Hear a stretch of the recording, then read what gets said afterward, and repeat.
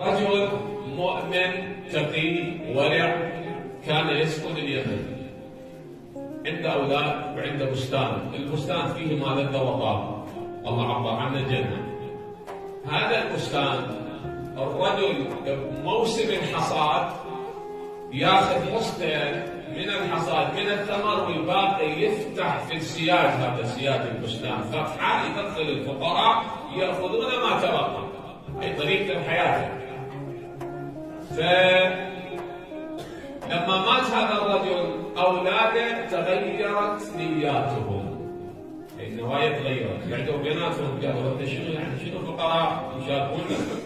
احنا هذا إلنا بستاننا ناخذ حصتنا اللي تفيدنا والباقي نبيعه، فقراء بعد ماكو. زين؟ تغيرت النية. باكر موعد الحصاد شلون؟ شوف القرآن ذكر لنا هذا المشهد وكأنه أمام أنت مشهد.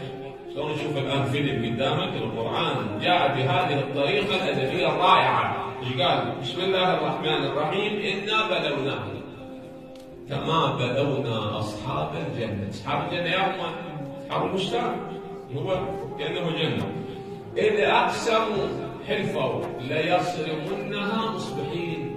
باكر الصبح موسم الحصاد نحصد بستاننا ناخذ الثمر، ولا يستثنون يعني ولا فقير يقولون حصتنا هذا ماكو، مو هذا هم شنو؟ هو بالليل نية فقط، عمل ماكو بعد.